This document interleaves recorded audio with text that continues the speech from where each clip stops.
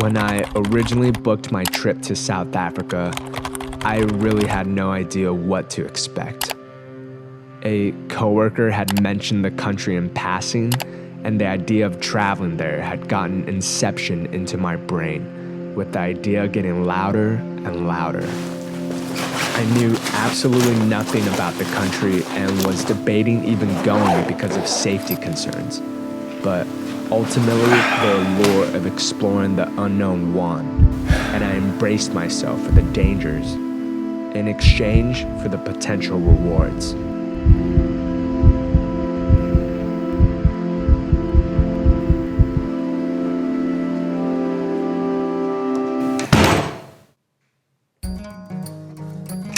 Cape Town, South Africa.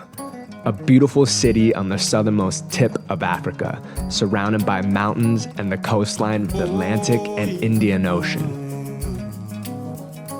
And with traveling to any new country, the first couple of days or weeks are spent figuring out how to navigate or survive here.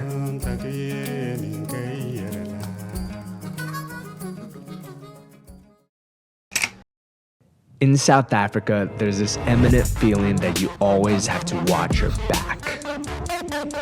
Maybe I had consumed a little too much content online. South Africa is grappling with a surge in gun violence. The problem was put in the spotlight after 3 separate shootings. Households in South Africa are witnessing an exponential increase in crime rates. Incidents of housebreaking, home robbery, assault, and murder have been on the rise. Separate shootings in one weekend. In all 3 incidents, suspects opened fire on people in bars. But it raises the debate about civilian safety and the alarming levels of violent crime in our country, which is gaining volume. Let's talk to Professor Leon. Literally every single person I've met here has a story about getting mugged. It's almost like the quintessential tourist checklist. Hike this mountain, go to this beach, get mugged. I feel like I'm always on edge walking on the street here. I'm always looking at people's hands to make sure they don't have knives coming at me. Once the fear settled down and I got used to the discomfort of being in a new place, I started to enjoy myself.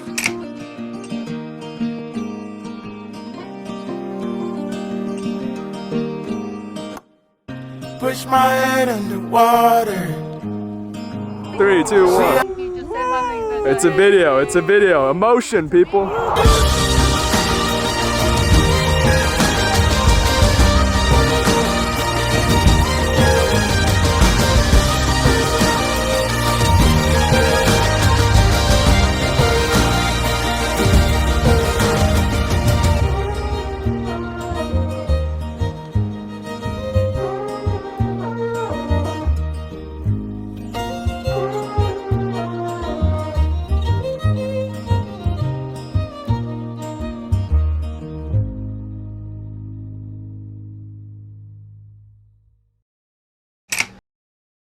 Even though I was having a great time here, something always felt kind of off. The reason why there's such a huge safety concern here is because of the vast wealth disparity in South Africa. You have the uber rich with these incredible beachfront houses mixed in with the huge population in extreme poverty. Contributing to this are some of the highest unemployment rates in the world, mixed in with the corrupt current government and the lingering after effects of a bitter apartheid. I mean, this apartment that I'm staying in right now is the perfect example of this. In many ways, it's my dream apartment. 2 stories, glass staircase, these full windows with this incredible view. And when I look out every morning, the first thing that I see is this recycling center where people in extreme poverty trade their hard-earned cans for less than a single dollar. It just felt wrong that I was living this lifestyle of incredible privilege, and every time I exited my door, I'm reminded of the harsh reality of life for the majority of the people here. I knew I needed a different perspective.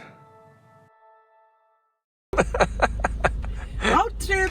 Meet Phumeza, who agreed to take us on a mini tour of her home in the township of Dunoon. Typically, townships aren't safe to visit without someone that lives there, giving them an infamous reputation to the general public. However, we found neighbors, workers, and a tight-knit community. You provide a lot of value to the community, so people respect you, you know, they give you that respect too. Yeah, you need to earn the respect. Yes, very true. After seeing a glimpse of the conditions of Dunoon, we headed to Footsteps, the daycare that Phumeza founded and ran. Why did you decide to start the school? Like, what motivated you? Now you want me to cry. Actually, it was not even in my vision to have a school like Footsteps, but because of the young boy was involved in a crime in our community, was raped and dumped. He is the reason that he made me to have a Footsteps Educare Center. The children are exposed in a very dangerous activities. Seeing a person lie down dead on the floor, to them it's normal because that's the daily things that is happening into our community. To have a school like Footsteps, it is the safe place for the children.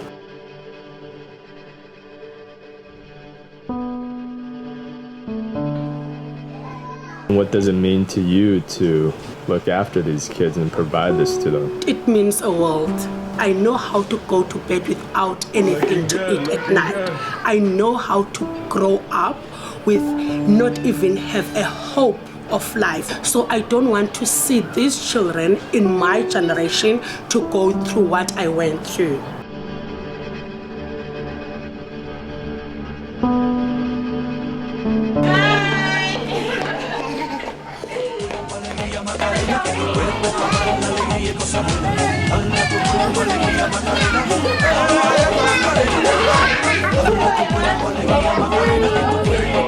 Hey, my goodness.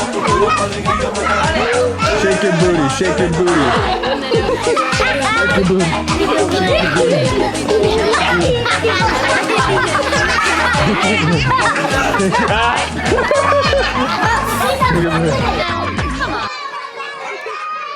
Despite the obvious hardships that Phumeza and these children lived with, there seemed to be an abundance of joy here at Footsteps.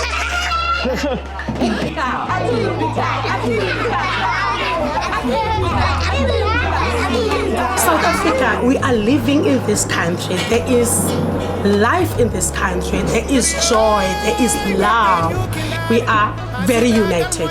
Ubuntu is our term because we need to look after each other. I guess this explains what I was feeling before. Ubuntu. I am because you are. That we as an individual don't progress unless we as a collective progress. Seeing the kindness of Phumeza and the pureness of these children reminded me that despite our differences, we have a common thread that connects all of us. And it's our moral obligation to uplift those around us. So open up my eyes to a new life.